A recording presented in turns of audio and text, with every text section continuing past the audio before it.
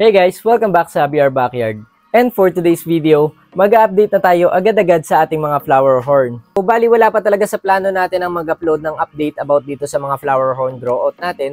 Kaso since meron tayong bago na flower horn na binili, gusto ko siyang i-share sa inyo kung anong klaseng flower horn. Tapos yung isa sa mga pinalalaki nating flower horn nagkaroon ng sakit. Gusto ko ipakita kung anong klaseng sakit yung dumapo sa flower horn natin at kung paano ko ito itinreat. So kung interesado kang makita at malaman, just keep on watching.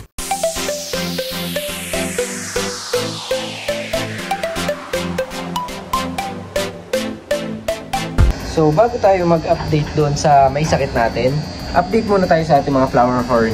So ito yung nag-iisang female natin na naiwan na flower horn. Red Hot by KZC yung parent nito. Ayan. Sure female na to. Ito yung dating nandito rin sa pwesto. Binalik ko lang dyan kasi kinulang tayo ng tank. And then, ang size nito siguro nasa 3 inches na. Sobrang dami niyang pearls pero yun lang yung coloration na nakikita ko sa kanya, or baka dahil hindi lang siya nag-groom at hindi lang quality yung pag-aalaga ko sa kanya masyado. Next tank naman, meron tayong Weaver. Import from Thailand, galing kay Sir Jeff San Diego. Ito na yung itsura niya, recent na itsura niya sa ngayon. Medyo marami pa rin ako nakikitang stress pattern sa kanya, dark yung kulay niya. Pero nakita ko naman yung mga sample grow out nito, magaganda nga naman talaga. Di ko alam kung magiging babae ito, hindi ko pa alam yung gender nito. Siguro ang size nito ay nasa 1.5 to 2 inches na. Ayan. Sila lang siya, halos nilalaki ko. Next naman itong ating Gabulino. Kapatid to nung female na unang pinakita ko sa inyo. Red Hot by KZC yung parent nila. Ayan. Ito yung pinaka malaki sa batch. Siya yung kauna-una akong inalis doon sa mga galon at nilipat dito sa aquarium. So ayan. Siya kasi nakita akong maraming pearls, and totoo nga marami nga siyang makapal nga at marami yung pearls niya. Tapos maganda rin yung cock niya. Yung size nito nasa 3 inches na. Ayan. Sobrang ganda nung bukol niya para sa akin, pero feeling ko may ilalaki pa talaga to. Tapos may gaganda pa siya. 10 gallons nga lang pala guys yung lalagay niya, tapos setup niya yung dati pa din. So kung mailipat natin ito sa mas magandang setup, for sure na mas malaki yung papakitang pagbabago nito. Mas malaki yung magiging potential nito. Kapag nasa kabilang side ako ng tank niya, oh, sobrang ganda. Nandito kasi yung araw eh. Kitang kita yung kulay niya. Tapos yung ang laki ng bukol niya, kitang kita dito sa part na to. Grabe oh. Pag nasisinaga ng araw yung mga pearls niya, ang ganda. Puting puti. Dito. Pogi.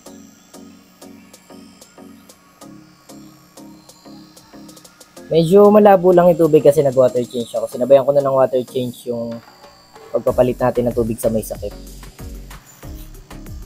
Ganda ng kulay kapag natatamaan ng araw.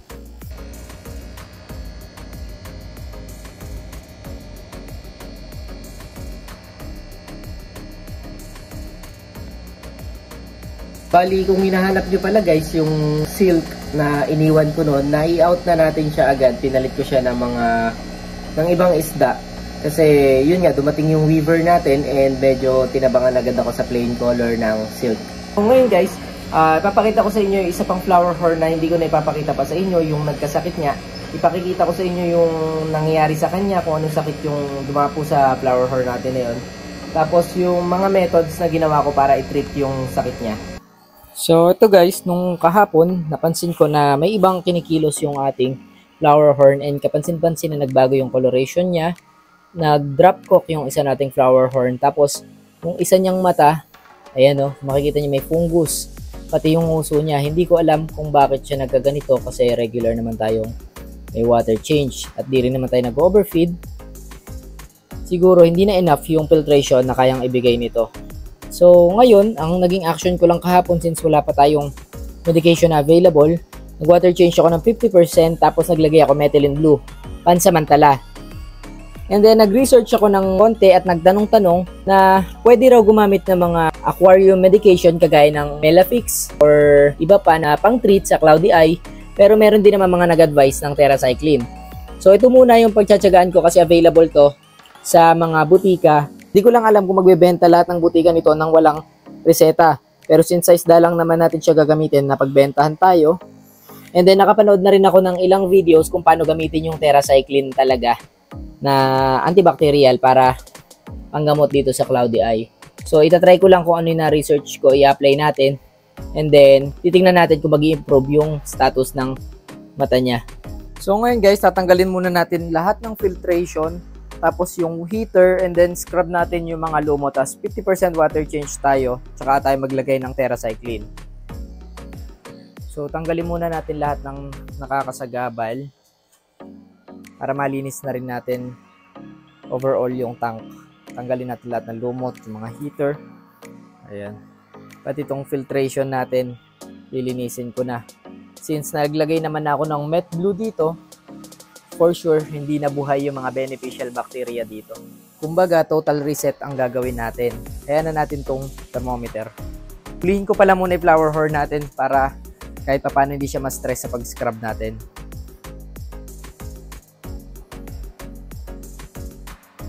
As you can see, ayan guys, oh. Sobrang nagbago, nag-darken yung kulay niya. Tapos, nag-drop cock siya. Talagang pumangit. Ito yung itsura niya dati kumpara sa itsura niya ngayon nung nagkasakit. Ayan. Ang laki ng pagbabago, di ba?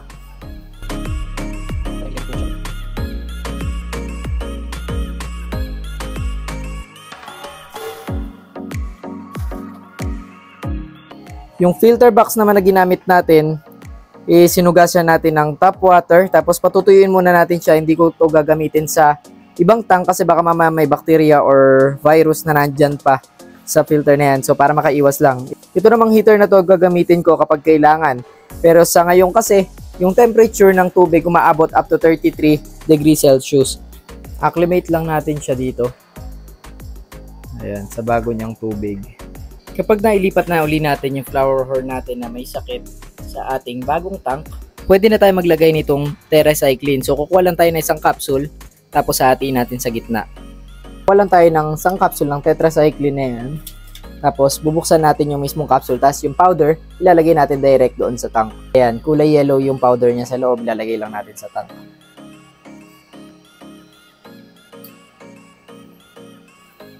So ayan, hayaan lang natin dyan ma-dissolve yung Tetracycline powder. So ayan guys, nalagyan na natin, na-treat na natin ang ating flower horn ng Tetracycline. Tapos tinanggal natin yung filtration, iniwan lang natin yung thermometer para sa temperature check natin. Tapos itong air stone ang pinalit natin sa filtration. Kaya sana mapagaling natin itong flower horn natin. Kasi ang bata pa niya para madeds. Ayan. Day 2 ng ating Tetracycline treatment sa ating flower horn. As you can see, bumalik yung kulay ng flower horn natin.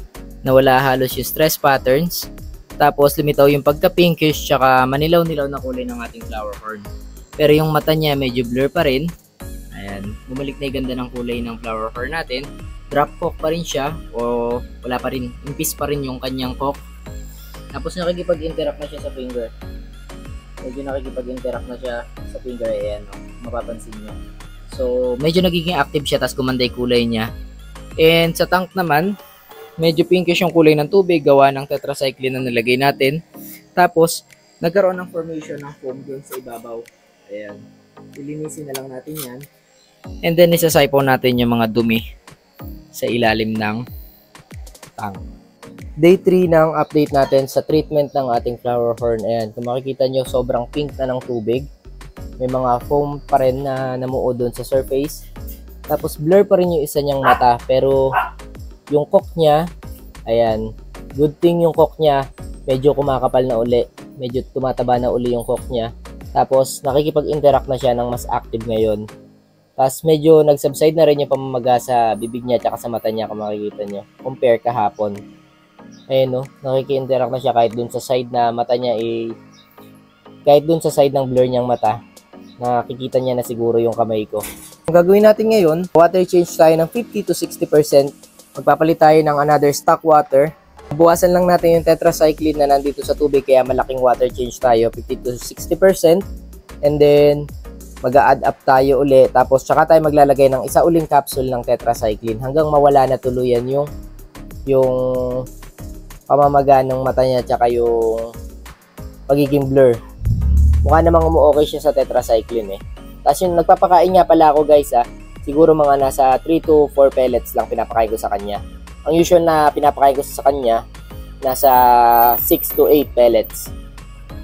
Pero ngayong nasa treatment siya, 3 to 4 pellets lang.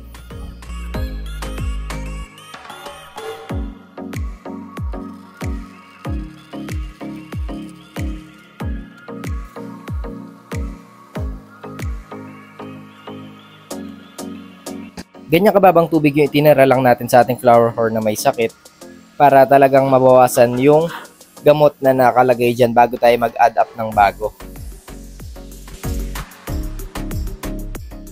Yan, mag-refill lang tayo ng tubig guys. Yan, napuno na natin, medyo pink pa rin yung tubig pero wala nang problema dyan kasi sigurado na i-drain out na natin yung ibang gamot. Kuha ulit tayo ng isa pang tetracycline, isang capsule. Ayan. Kuha lang tayo isang capsule tapos tataktak ulit natin sa tank natin yung powder. Uy, yung kainin, gago. Tumingkad naman na yung kulay niya uli kaya tapos aggressive na uli siya. Pero yung mata niya talaga. Yung labi niya mas okay nang nauuna. Pero yung mata pa rin niya blur na blur pa rin. Pero nakiki-interact naman na siya uli sa daliri ko.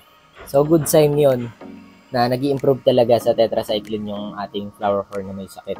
So, that's all na lang muna for today's video. Bali, i-update ko na lang kayo sa magiging future pa na health status nito ang ating flower horn na pinagagaling sa kanyang cloudy eye. So, kung bago ka sa channel ko, huwag mo kakalimutang mag-subscribe, like and share this video, and click the bell button para updated ka sa mga susunod pa nating episodes.